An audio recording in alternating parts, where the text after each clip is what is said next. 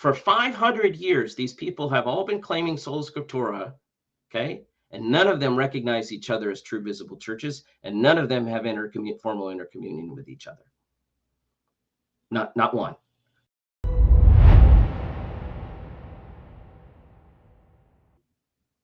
There's no reason to think that ordination is actually doing anything, or God's doing anything for the ordinand, because you deny that laying on of hands is necessary or that it conveys anything else. And you have no way of knowing that God is actually ordaining that person at all or blessing them in any way. So I think this is the big problem for classical Protestants, who I agree are more intellectually rigorous than your Pastor Bobby guy or Pastor Jim Bob or whoever. But I think it's a problem for both of them. Who sent your ministers? How do you know they're ministers? Just because they say so, right? Like, isn't that the definition of a hireling, right? Of an imposter, a wolf in sheep's clothing, somebody who presumes to take the office to themselves. So I think that's really what's going on. And the problem is the Reformed are stuck because their sacramental theology really won't allow them to affirm even that there's a contiguity of blessing in ordination. So I think that's how I would address that question about, whoever's not against us is for us. There's nothing in the text that says this is a qualification for ministry or a sufficient condition for ministry or make somebody a minister. Right. No, that's a good point. Yeah. You brought up a really strong case. I know a second ago you were saying you were playing this sola scriptura game. If you want to finish that thought, please do.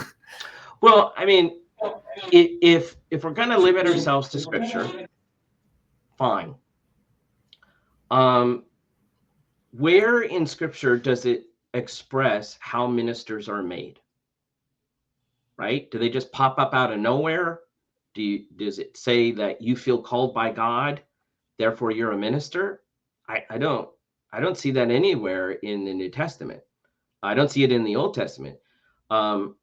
I do see in the Old Testament, like at the rebellion at Korah, people wanting to be ministers that they're not entitled to be and taking the office to themselves, and then God kills that really quick. So I would just challenge people, where in Scripture does it teach this idea that you have this inward feeling that you should be a minister, or God has called you and therefore you are? I don't see that in the Bible anywhere. So if we just want to go by the Bible, this theory of ministry that people want to try to extract from this gospel text just isn't there. Another side issue is this: if people are preaching heresy, well, are they for us or against us? I think they're against us, right? So that just begs the question, right? Like, what is true doctrine at that point, right? If you're denying all of these other things, whether they're issues of Trinitarian theology, Christology, or the sacraments, or apostolic ministry, well, then you're actually preaching against us. And here's something else: don't call the Orthodox idolaters and then use this text. Because if we're idolaters and then you're for us, you're with us, well, then you're an idolater too. Wow. Right? So you can't have it both ways. You can't have it both ways. If you're going to call us idolaters and non-Christians and pagans and things like this, which they have, and they do, and say that we've corrupted the gospel and that we don't have the gospel, well, then you don't get to use this text for us. And here's an aside. Let's make the problem even more acute, okay? The Reformation has roughly four traditions. I'll be nice. We have the Anabaptists, which are the children that nobody wants to really own except themselves, right?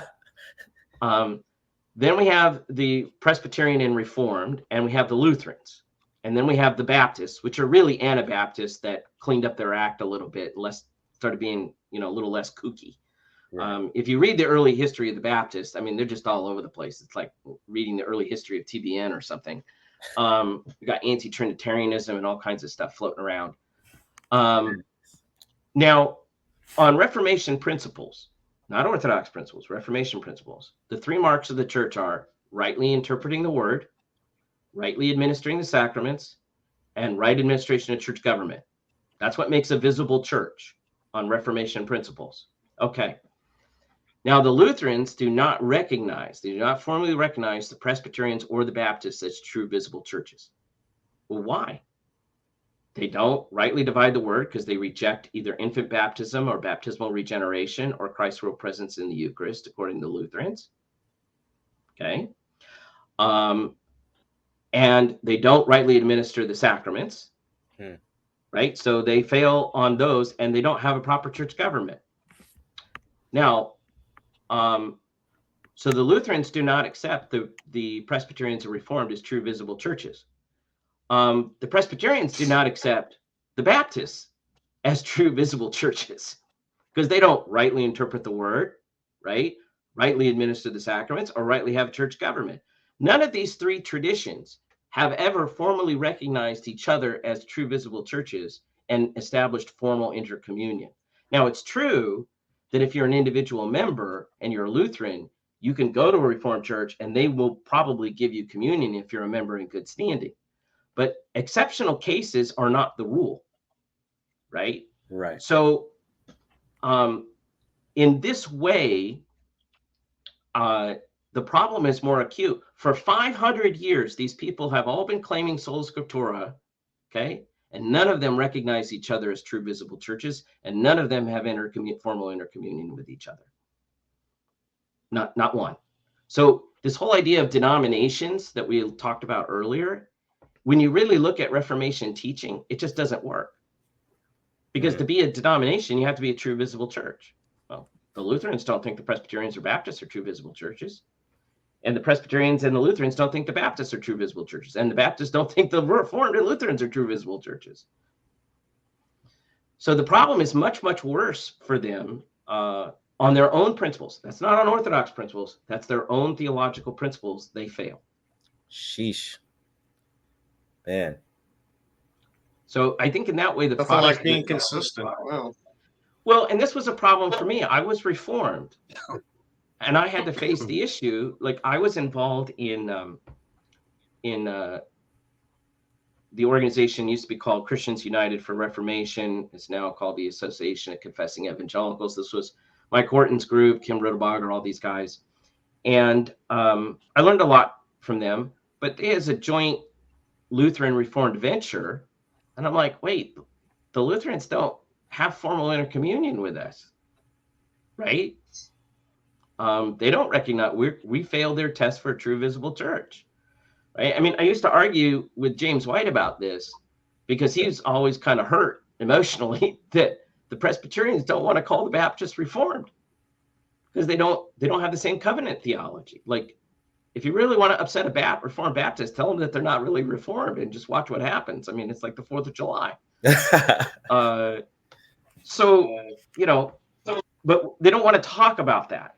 Right. But that's the real issue is the Reformed don't accept. Go ask Scott Clark at Westminster Seminary, teaches historical theology. Ask him if the Reformed Baptists are really Reformed or not. Watch what happens. He'll say flat out they're not. So this is why a lot of this is just illusory, this unity that they supposedly have. It's illusory because in the New Testament, what is the mark of unity? Right. See, the Eucharist. Eucharist. Yep. Who you eat with. They won't even eat at each other's tables in terms of the Lord's table.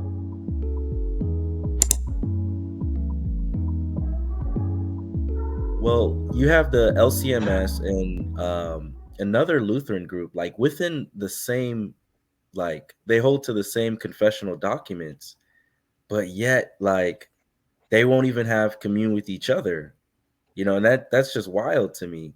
Like I've even asked this to a Lutheran pastor, and man, when I tell you just the dodging and flipping, and it's wild, man. It just makes no sense to me. Like, hey, okay, you guys hold to Sola Scriptura, you guys hold to the Book of Concord.